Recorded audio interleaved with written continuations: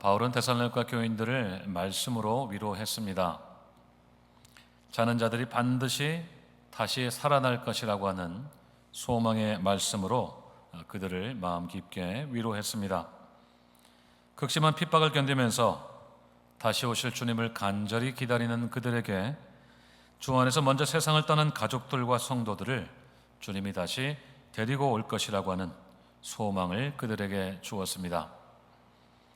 뿐만 아니라 그때까지 살아남은 자들도 그들과 함께 주님이 계신 곳으로 이끌려 감을 받게 될 것이라는 그 소망도 주었습니다. 그래서 결국에는 그들 모두가 항상 주와 함께 있을 것이라고 하는 그 소망의 확신이 바울이 전하려고 했던 위로의 메시지였습니다. 언제 끝날지 알 수 없는 환난과 핍박으로 큰 슬픔 중에 있던 그들이 주님과 함께 영원히 있을 그 날을 바라보면서 서로를 위로하기를 바랬던 것입니다. 이제 바울은 그들의 또 다른 궁금증에 대해서 답변을 하기 시작합니다. 데살로니가 교인들의 또 다른 궁금증은 주님이 언제 다시 오시는가 하는 것이었습니다. 주님이 다시 오시는 날은 그분 안에서 죽은 자들이 다 다시 살아나는 날이고 살아남은 자들도 그들과 함께 이끌림을 받게 될 텐데 그 날이 언제냐고 하는 것입니다. 사실 그들만 궁금한 것이 아니죠. 우리도 그 날이 언제가 될지 참 몹시도 궁금합니다. 다시 오시겠다고 약속하신 주님께서 언제 그렇게 약속대로 다시 오실지 우리는 참으로 궁금합니다. 하늘로 올라가심을 본 그대로 다시 오실 것이라고 하신 그 약속이 우리는 믿어지는데 그날이 언제일까 궁금한 마음이 있습니다. 주님이 그 약속대로 다시 오시는 날이 언제가 될까요? 아마도 당시의 성도들은 오늘 우리가 가지고 있는 궁금증에 비할 수 없을 만큼 많이 그 날을 궁금해했을 것 같습니다. 로마 정부의 지독한 핍박을 수없이 목격하고 견뎌내면서 그들이 다시 오실 주님을 기다렸을 그 간절함을 한번 상상해 보십시오. 아마도 그들 입에 달고 살았던 말이 마라나타, 주님 속히 오십시오 라고 하는 말이 아니었을까 싶습니다. 지금이라도 당장 주님이 약속대로 오셔서 그들을 악한 자들의 손에서 구원해 주시기를 정말 간절히 기다리고 또 기다렸을 것입니다. 그래서 그들에게 오늘 바울은 입을 떼기 시작합니다. 오늘 본문 1절과 2절 말씀을 같이 읽도록 하겠습니다. 1절 2절 시작.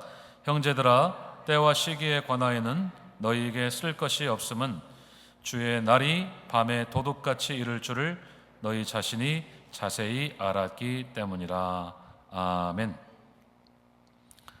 바울의 결론적인 대답은 매우 간단하고 분명했습니다. 그 날과 시기에 대해서는 그들에게 말해줄 것이 없다는 것이었습니다.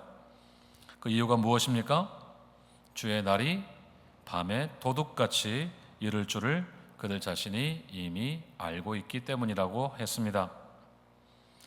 여기서 주의 날은 주님이 다시 오시는 날입니다. 이 날은 하나님께서 세상에 다시 직접적으로 개입하시는 날입니다. 이미 구약에서도 주의 날이 여러 곳에서 사용되고 있다는 이 말이 사용되고 있다는 것을 성경을 읽으시면서 충분히 발견하셨을 것입니다. 대표적인 말씀이 이사야 13장 6절 말씀인데요. 우리 한번 같이 읽도록 하겠습니다. 시작. 너희는 애곡할지어다. 여호와의 날이 가까웠으니 전능자에게서 멸망이 임할 것이미로다. 아멘. 여기서 이 여호와의 날이 바로 주의 날입니다. 영어 성경이 그렇게 번역을 하고 있는데요. 그날의 사람들이 애곡해야 될 이유가 전능자에게서 임하는 멸망 때문이라고 했습니다. 그러니까 주의 날은 하나님의 심판의 날이어서 모든 악이 다 멸망할 것이기 때문에 애곡하는 날이 될 것이라고 하는 뜻입니다. 이미 살펴보신 대로 예수님은 더 이상 악의의 몸으로 오지 않으십니다. 호령과 천사장의 소리와 하나님의 나팔 소리 가운데 오신다는 것은 무슨 뜻입니까? 그분이 더 이상 연약한 아기의 몸으로 오지 않으시고 천상의 심판자의 모습으로 오신다고 하는 뜻입니다. 하나님이시고 주님이신 예수님이 오시는 그 날은 모든 악한 자들이 영벌에 처해질 날일 것이기 때문에 더 이상 악이 이 세상에 존재하지 않는 날이 될 것입니다. 그리고 마침내 하나님 나라가 완성될 것입니다. 악은 그의 모양도 흔적도 찾아볼 수 없고 오직 하나님의 거룩하고 의로움만 있는 세상, 그 하나님의 나라가 최종적으로 완성되는 날이 될 것입니다. 그 날이 바로 주의 날인 것입니다. 그런데 중요한 것은 그 날이 언제가 될지는 아무도 모른다는 것입니다. 바울은 그 날에 대해서 그들에게 알려줄 것이 없다고 했습니다. 주님이 다시 오시는 날은 아무도 알 수 없기 때문에 이렇게 바울은 깊은 마음을 담아서 그들을 위로하는 글 속에서도 기록할 내용 자체가 없다. 그 날에 대해서는 아무것도 쓸 것이 없다라고 전하고 있는 것입니다. 사실 예수님께서도 그 날을 모른다고 하지 않으셨습니까? 마태복음 24장 36절을 함께 읽겠습니다. 시작. 그러나 그날과 그때는 아무도 모르나니 하늘의 천사들도 아들도 모르고 오직 아버지만 아시느니라. 아멘. 그날과 그때는 아무도 모른다고 했습니다. 주님이 다시 오실 때를 아무도 모르는데 하늘의 천사들도 모르고 심지어는 예수님 자신도 모르신다고 했습니다. 누구만 아신다고 했습니까? 아버지 하나님만 아신다고 했습니다. 사도행전 1장 7절에서 예수님은 똑같은 말씀을 하신 적이 있습니다. 사도행전 1장 7절 시작. 이르시되 때와 시기는 아버지께서 자기의 권한에 두셨으니 너희가 알 바 아니요 그랬습니다. 주님 자신이 다시 오시는 때와 시기는 하나님 아버지께서 자기의 권한에 두셨기 때문에 제자들이 알려고 할 필요도 없고 알 수도 없다고 하는 것입니다. 예수님도 전지하신 하나님이시기 때문에 그날이 언제일지 아실 것도 같은데 이렇게 말씀하시는 이유가 무엇일까요? 그날에 대한 권한이 오직 하나님 아버지께 있기 때문이라고 하는 것입니다. 그래서 자신도 모르신다 그렇게 말씀하셨습니다. 이것은 예수님이 가진 지식에 한계가 있다는 것을 말씀하시는 것이 아닙니다. 그날을 아시는 하나님과 예수님은 하나이시기 때문에 예수님은 그날에 대한 지식을 가지고 계실 것입니다. 그럼에도 예수님이 그날을 자신도 모르신다고 하는 것은 그 당시 예수님께서 사람의 몸을 입고 계셨기 때문입니다. 물론 예수님은 사람이셨을 때도 여전히 하나님이셔서 하나님의 전능하시고 전지하신 속성을 충분히 가지고 계셨습니다. 그럼에도 예수님이 그 날을 자신도 모르신다고 한 것은 사람의 몸을 입고 있는 동안 신적인 속성을 한시적으로 그리고 자발적으로 유보하셨기 때문이라고 신학자들은 설명을 합니다. 그분은 여전히 하나님이셨지만 그분이 다시 오시는 날 최후의 심판과 구원의 날의 시기에 대해서는 전적으로 하나님께 권한을 드렸다고 하는 것입니다. 그렇다면 예수님의 요점은 무엇이겠습니까?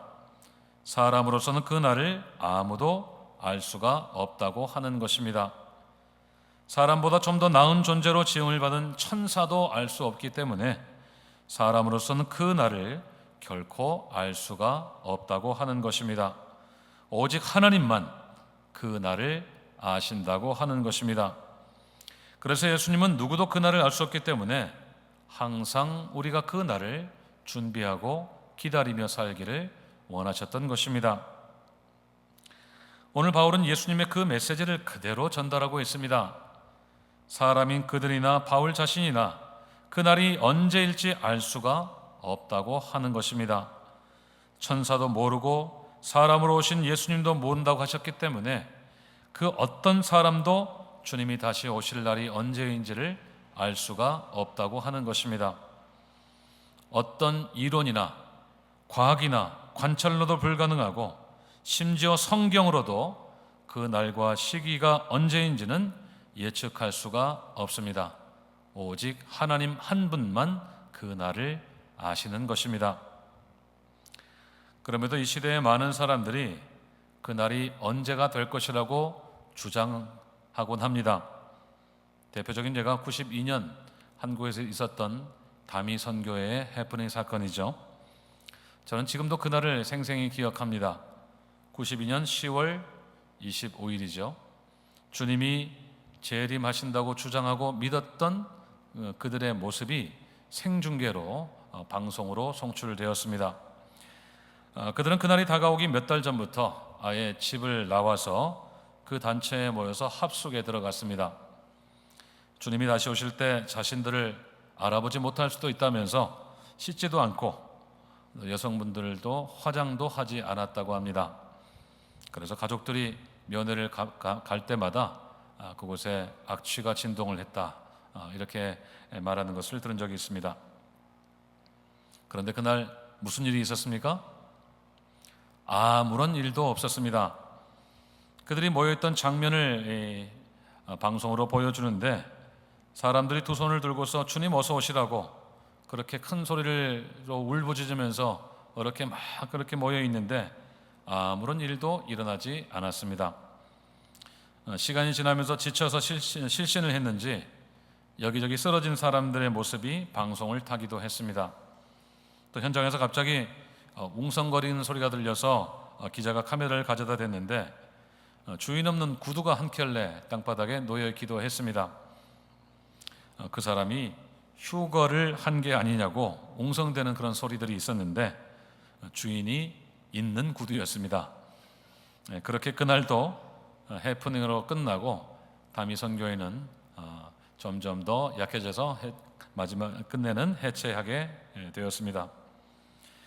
정상적으로 신학 교육을 받지도 않은 사람들이 성경을 이리저리 짜 맞추거나 환상 중에 소위 말하는 하나님의 직통 계시를 받았다고 주장을 하는 사람들이 어느 날을 특정해서 그런 일들이 일어난다고 그렇게 주장을 하는 것입니다. 하나님의 특별 계시는 이미 성경 계시로 끝이 났는데 성경에도 있지 않는 계시를 받았다고 주장하는 사람들에게 여전히 많은 사람들이 미혹되고 있는 것이 안타까운 현실입니다. 전에 한번 말씀드린 것 같은데 제가 LA에서 강의하던 신학교 건물에 새 들어있던 교회도 비슷한 경우였습니다. 매주 수요일이었던 것으로 기억을 하는데 그 교회를 지날 때면 기도와 찬송 소리가 참 크게 들렸던 기억이 있습니다. 숫자가 많지는 않았지만 성도들이 열정적으로 예배를 드리는 소리가 문 밖으로까지 빠져나올 정도였습니다. 작지만 참 뜨거운 교회구나, 참 열심히 하는구나, 그런 생각이 들었습니다. 그런데 어느 날 그 교회가 아주 사라져 버렸습니다. 평상시에 밖에 세워놓았던 스탠딩 배너, 이렇게 바닥에 세워놓은 배너 있죠. 무슨 교회라고 집회 시간 써놓고 한 그런 사인도 없어져 버렸고 힘차게 들리던 찬송과 기도 소리가 아예 들리지를 않는 겁니다. 궁금한 마음에 학교 직원에게 물어보니까 그 교회가 아리조나로 이사를 갔다는 겁니다.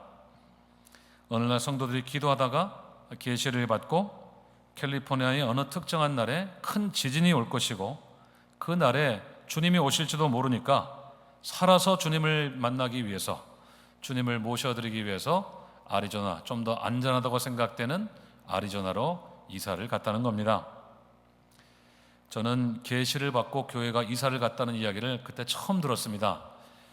교회가 무슨 풍수지리설을 따르는 것도 아니고 하나님이 어느 날 갑자기 특정한 장소를 지목하면서 그리로 가라고 하는 것이 마치 점집에서 동으로 가십시오, 서로 가십시오, 거기 가면 귀인을 만날 것입니다, 그런 것과 뭐가 다르겠는가, 그런 생각이 들었습니다. 살아계신 하나님의 말씀을 가르치고 또 주의 종들을 길러내는 신학교 바로 옆 건물에서 그런 일이 있었다니까 참으로 어처구니가 없다는 생각이 들기까지 했습니다. 그런데 성경은 분명히 말씀합니다. 그 날과 그때는 아무도 알 수 없다고 하셨습니다. 천사도 모르고 어떤 예언자도 모르고 어떤 이론으로도 예측할 수가 없고 심지어 성경으로도 그 날을 단정 지을 수가 없습니다. 성경 속에 무슨 비밀 암호 같은 것이 있어서 그것을 짜 맞추고 숫자를 다 조합하면 그날을 알지도 모른다는 식의 주장은 영화나 소설에나 나오는 것이지 사실은 전혀 그렇지가 않습니다. 하지만 그날에 대해서 확실히 알 수 있는 것이 하나 있습니다. 그날이 무엇입니까? 그것이 무엇입니까? 주의 날이 밤에 도적같이 임하게 된다는 것입니다. 도둑이 밤에 어떻게 옵니까? 조용히 옵니다. 전혀 예상하지 못했던 시간에 불쑥 찾아와서 귀중한 것들을 다 훔쳐갑니다. 도둑이 예고하고 오는 것을 보신 적이 있습니까?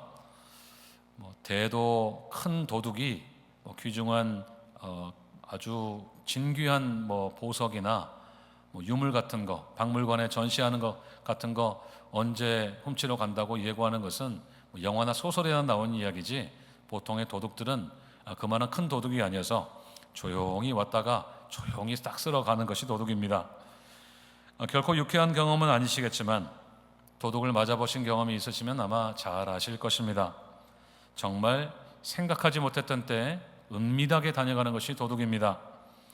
집이 잠시 동안 비어 있었다는 것을 어떻게 알았는지 기가 막히게 문을 따고 들어와서 싹 쓸어 가버립니다. 그렇게 예상하지 못했을 때, 경계를 풀고 있을 때 은밀하게 찾아오는 것이 바로 도둑입니다. 주의 날이 그렇게 찾아온다는 것입니다. 아무도 예상하지 못하고 생각하지도 못한 때에 주님이 다시 오신다는 것입니다. 주님이 어느 날 어느 때 오시겠다고 예고하시는 것이 아니라 아무런 예고 없이 통지 없이 불쑥 찾아오신다고 하는 것입니다. 특별히 아무런 경계도 대비도 없을 때 주님이 오신다고 했습니다. 본문 3절을 보십시오. 그들이 평안하다 안전하다 할 그때에 임신한 여자에게 해산의 고통이 이름과 같이 멸망이 갑자기 이른다고 했습니다. 그러니까 주님의 심판의 날이 마치 임산부에게 진통이 불쑥 찾아오는 것처럼 임하게 될 것이라는 뜻입니다. 요즘에야 의학이 발달해서 출산 날짜를 어느 정도 예측도 하고 또 수술로도 출산을 할 수 있지만 당시에는 그럴 만한 의료적인 기술이 없었기 때문에 더욱 실감나는 설명이었을 것입니다.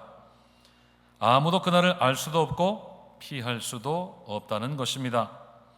주님의 재림의 때와 시기에 대해서 그들이 분명히 알 수 있는 것 단 한 가지는 그날이 도둑같이 임신한 여인의 산고의 때와 같이 알 수 없는 때에 그것도 분명히 임한다고 하는 것입니다.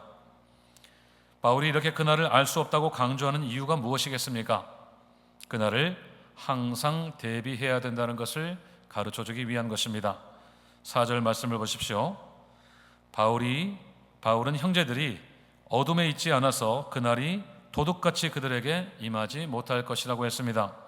그 이유가 무엇입니까? 5절에서 그들이 다 빛의 아들이고 낮의 아들이기 때문이다 라고 했습니다. 우리가 밤에나 어둠에나 속하지 않았기 때문이라고 하는 것입니다. 이게 무슨 말입니까? 주님이 다시 오시는 날이 그들에게는 도둑이 오는 날과 같지는 않을 것이라는 말씀입니다. 도둑이 온 날은 다 빼앗기고 멸망하는 날인데 주님이 오시는 날은 결코 그렇게 망하는 날이 아닐 것이라는 말씀입니다. 주님이 오시는 날과 때는 도둑이 올 때처럼 알 수는 없지만 그들에게 그 날은 도둑이 오는 것과는 완전히 다른 때가 될 것이라는 그런 뜻입니다. 그것은 그들이 빛의 자녀이고 낮의 자녀이기 때문이라고 했습니다. 그들은 결코 밤이나 어둠에 속한 사람들이 아니기 때문에 주님의 재림의 날은 한밤중에 어둠 속에 찾아오는 도둑에게 멸망당하는 날이 아닐 것이라는 말씀입니다. 반대로 그들은 빛에 속하고 낮에 속했기 때문에 결코 멸망을 당하지 않게 될 것이다. 그것을 확실히 말씀하고 있습니다. 이미 예수님께서도 비유로 말씀하신 적이 있죠. 요한복음 10장 10절을 함께 읽겠습니다. 시작. 도둑이 오는 것은 도둑질하고 죽이고 멸망시키려는 것뿐이요 내가 온 것은 양으로 생명을 얻게 하고 더 풍성히 얻게 하려는 것이라. 아멘. 도둑이 오는 목적이 무엇이라고 했습니까? 도둑질하고 죽이고 빼앗고 멸망시키는 것뿐이라고 했습니다. 도둑은 결코 우리를 이롭게 하려고 찾아오지 않습니다. 빼앗고 죽여서 결국에는 멸망시키는 것이 도둑의 유일한 목적입니다. 하지만 예수님이 오신 목적은 무엇이라고 했습니까? 양으로 생명을 얻게 하고 더 풍성히 얻게 하려는 것이라고 했습니다. 하나님이 선택하신 당신의 백성들, 당신의 양들에게 생명을 주시고 더 풍성히 그 생명 안에서 누리도록 하는 것이 우리 주님이 오신 목적이라고 하는 것입니다. 이 말씀은 예수님이 이 땅에 처음 오신 목적이기도 하지만 다시 오실 때에도 여전히 적용되는 말씀입니다. 예수님이 다시 오시는 날은 믿지 않는 자들에게는 도둑이 오는 날처럼 되겠지만 믿는 자들에게는 정반대의 날이 될 것입니다. 주의 날은 어둠에 속하고 밤에 속한 자들에게는 멸망의 날이 되겠지만 빛에 속하고 낮에 속한 사람들에게는 영원한 생명을 얻는 날이 될 것이라는 말씀입니다. 여러분 정말 그것을 믿으십니까? 아멘. 주님이 다시 오시는 때와 시기에 대해서는 아무도 알 수 없지만 그날은 분명히 우리에게 영원한 생명이 주어지는 날이 될 것입니다. 악한 자들에게는 심판의 날이 되어서 도둑이 온 날처럼 멸망의 날이 되겠지만 우리들에게는 그 날이 영원한 생명의 날이 될 것입니다. 그래서 우리는 그 날을 구원의 날 이렇게 부릅니다. 오늘 본문 9절을 함께 읽도록 하겠습니다. 시작.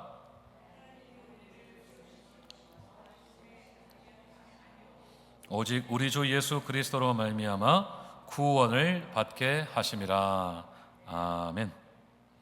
하나님이 우리를 선택하신 이유는 진노의 대상으로 삼으시기 위해서가 아니라 구원의 대상으로 삼으시기 위한 것이라는 뜻입니다. 우리를 대신해서 죽으신 예수님으로 인해서 우리를 구원하시기 위해 선택하셨다는 뜻입니다. 그래서 오늘 본문 10절은 이렇게 기록합니다. 예수께서 우리를 위하여 죽으사 우리로 하여금 깨어있든지 자든지 자기와 함께 살게 하려 하셨느니라. 아멘.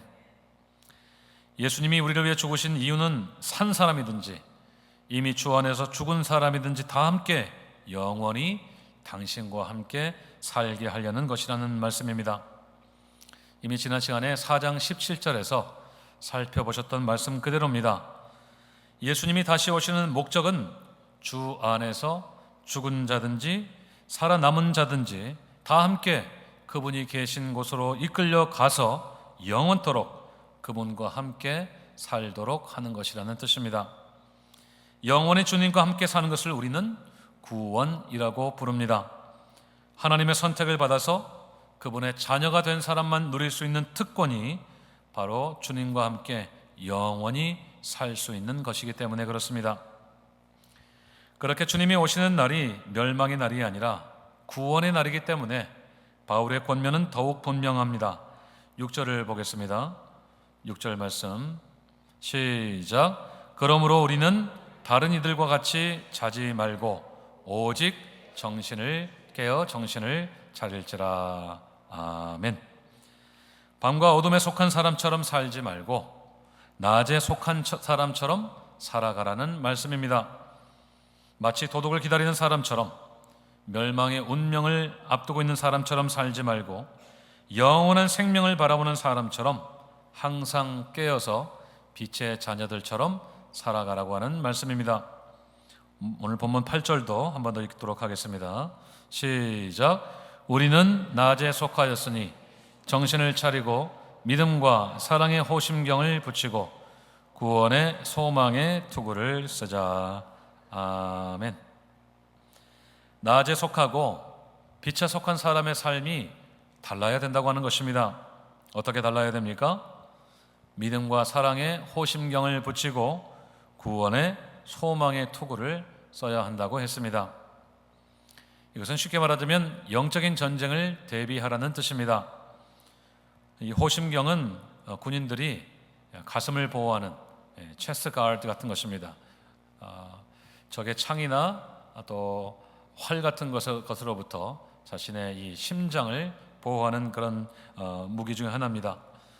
어둠과 밤의 지배자인 사탄이 우리의 심장을 노리는 것을 대비해야 된다는 뜻입니다. 무엇으로 대비하라고 했습니까? 믿음과 사랑으로 대비하라고 했습니다. 이미 앞에서 살펴본 그들의 믿음과 사랑을 여러분은 기억하실 것입니다. 그들은 하나님의 말씀대로 믿는 믿음이 있었고, 또 서로를 진심으로 돌아보는 사랑이 얼마나 컸던지 온 지역에 그들의 소문이 퍼져나갈 만큼이었습니다.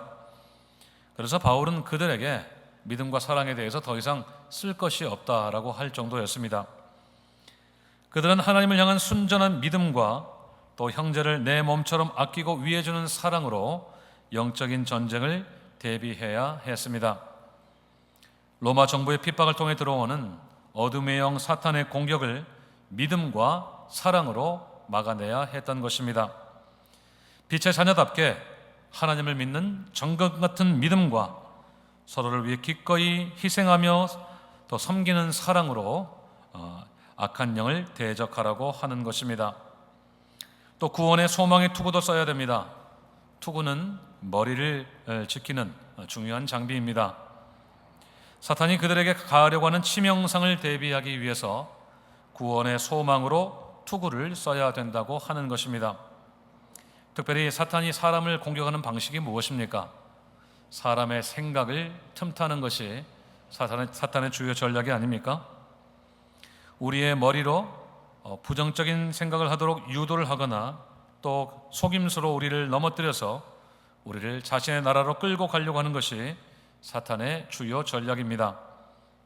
사람이 생각만 바뀌면 행동이 바뀌고 삶이 바뀐다고 하는 것을 잘 알기 때문에 그렇게 사탄이 사람의 머리에서 일어난 생각을 노린다고 하는 것입니다. 그래서 구원의 소망으로 머리를 보호해야 된다는 것이 바울의 당부입니다. 그들의 생각이 사탄에 넘어가서 절망으로 잠식당하지 않도록 생각을 잘 보호해야 된다는 뜻입니다.